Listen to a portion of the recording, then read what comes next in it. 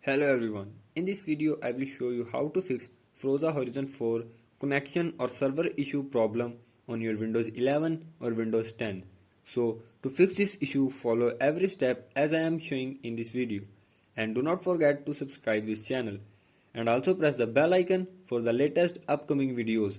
Hope so this will fix your problem and help you a lot.